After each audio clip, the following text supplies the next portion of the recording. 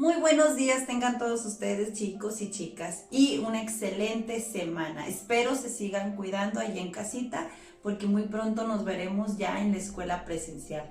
Esta semana veremos el proyecto de los movimientos literarios.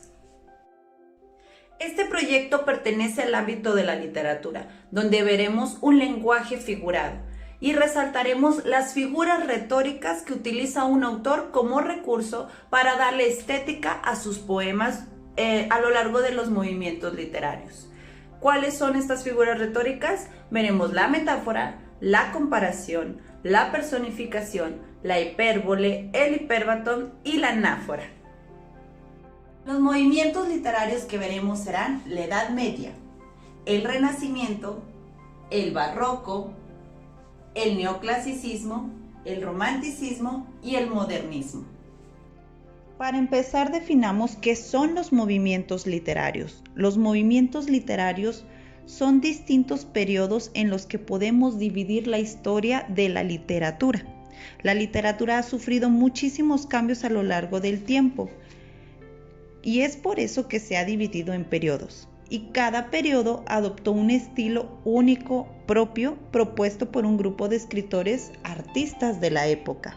El primer movimiento es la Edad Media, donde se veía una visión teocentrista, es decir, donde Dios es el centro del universo. No se podría hablar en las obras o en los escritos o de manera oral en las obras de otra cosa que no fuese Dios.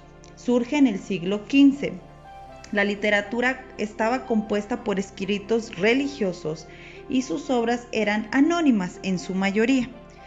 Al comienzo se dieron de manera oral por medio de juglares. Juglares eran las personas que iban cantando de un pueblo a otro las hazañas de los caballeros andantes. Historias de reyes, de caballeros y religiosas eran las que abundaban en esta época.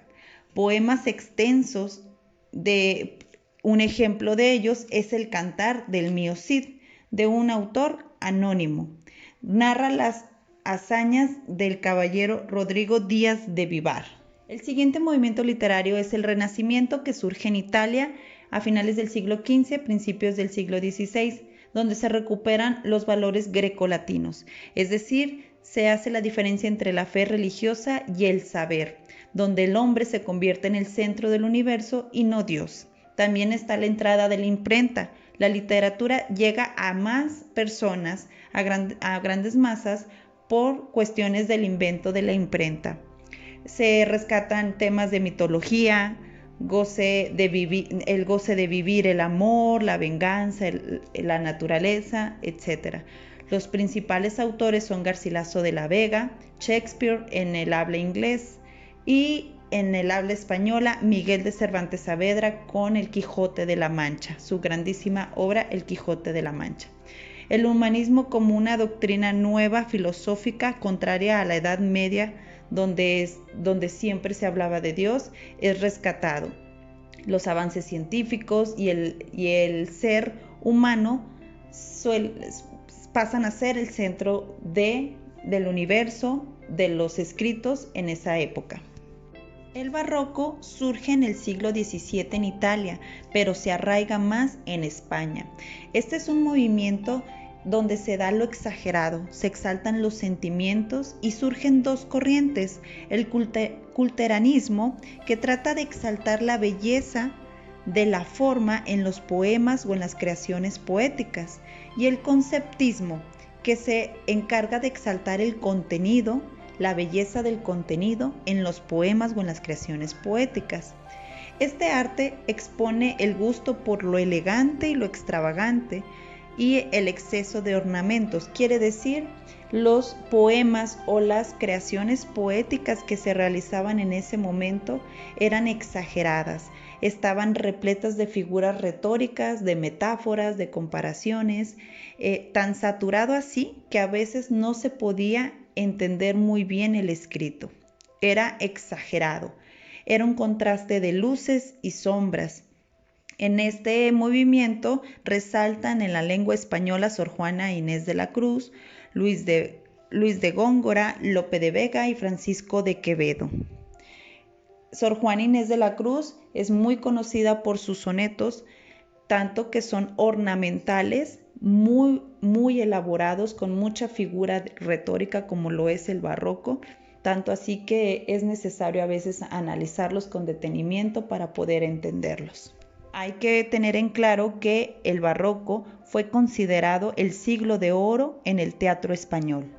El neoclasicismo se dio en el siglo XVIII en Francia, también conocido como siglo de las luces o la época de la ilustración, de la razón.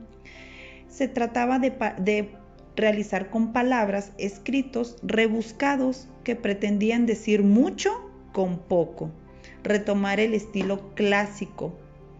Recordemos que aquí, en el contexto histórico, se estaba llevando a cabo la independencia de las 13 colonias de Estados Unidos, la Revolución Francesa, entre otros sucesos. Esto le permite a la sociedad pensar en progresar y dejar a un lado los sentimientos. Con estos cambios comienza la edad contemporánea, época de la razón, no de los sentimientos. La poesía comienza a surgir, en la poesía empieza a surgir el ensayo y la fábula. Esos escritos que ustedes han visto, donde los animales recrean una historia y al final tienen una moraleja. Aquí comienzan a surgir. No eran importantes los sentimientos, sino el ser humano, el pensar, el razonar para llevar un cambio a la vida de los seres humanos. Pretendía educar, llevar a cabo el progreso, la justicia y la libertad en la sociedad. Los principales autores en ese periodo fueron los ensayos en prosa de Tomás Iriarte y las fábulas de Félix Samaniego. El romanticismo surge en Alemania a finales del siglo XVIII, principios del siglo XIX. Aquí surge de nuevo el sentimiento melancólico. Recuerden que en el neoclasicismo, el que acabamos de pasar, era la razón sobre el sentimiento, no importaba el sentimiento. En esta ocasión, en el romanticismo, vuelve el sentimiento a ser lo principal. Exalta el sentimiento melancólico, la revelación ante la sociedad porque no querían seguir las normas que se imponían en el neoclasicismo, o sea, en el movimiento pasado. Surge la anarquía de esta manera, el miedo al avance tecnológico de lo que pudiera suceder también surge, temas como lo tenebroso, la razón más allá de la razón, lo sobrenatural, el amor apasionado también surge aquí. Por eso son obras como las de Frankenstein y los autores que sobresalen en esa época es Edgar Allan Poe, con El gato, El cuervo, El corazón delator. Son sus obras tenebrosas, más sobresalientes. Está también Víctor Hugo.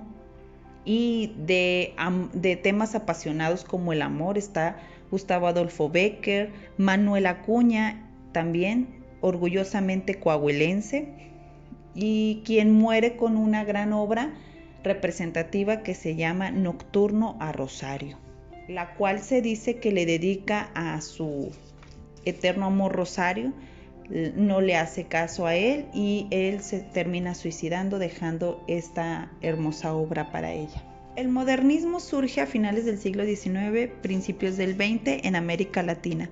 Muestra una realidad muy diferente a la de Europa u otros países del Oriente o norteamericano.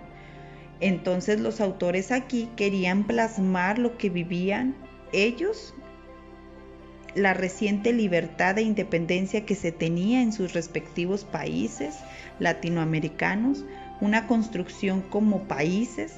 Se buscaba esa nación independiente que eran respecto a los otros.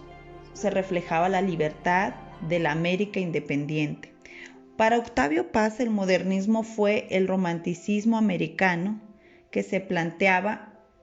donde se planteaba un desafío a la moral personal, que se buscaba la libertad. Los principales exponentes en este movimiento fueron Rubén Darío, Amado Nervo, José Martí, Salvador Díaz Mirón. En este movimiento comienza a surgir una literatura contemporánea. A partir de aquí surgen movimientos vanguardistas como lo fueron el futurismo, el dadaísmo, el surrealismo, pero más adelante. A partir de este movimiento comenzaron a ser escritos más contemporáneos. Recuerda realizar las actividades de esta semana.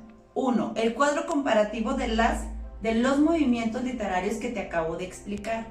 Edad Media, Renacimiento, Barroco, Neoclasicismo, Romanticismo, Modernismo. La actividad número 2 es que consultes qué son las figuras retóricas y que consultes específicamente qué es la metáfora, comparación, hipérbole, hipérbaton, personificación y anáfora. Escribe un ejemplo de cada una de ellas. Por último, analiza el poema Definiendo el amor de Francisco de Quevedo de la página 46. Escríbelo en tu cuaderno, escribe también de qué trata el poema y por último señala con flechas las figuras retóricas que puedas encontrar en él, como lo son la metáfora, la comparación, la hipérbole, hipérbato, anáfora, personificación, todas las que antes ya habías consultado. Esa es toda la explicación por el día de hoy sobre los movimientos literarios. A partir de esta información, tú podrás realizar la actividad número 2 que se te ha asignado. Por favor, lee muy bien las indicaciones para que puedas realizar tu actividad. Espero te encuentres muy bien de salud, igual que tu familia. Te mando un gran abrazo, un beso y nos vemos la próxima clase.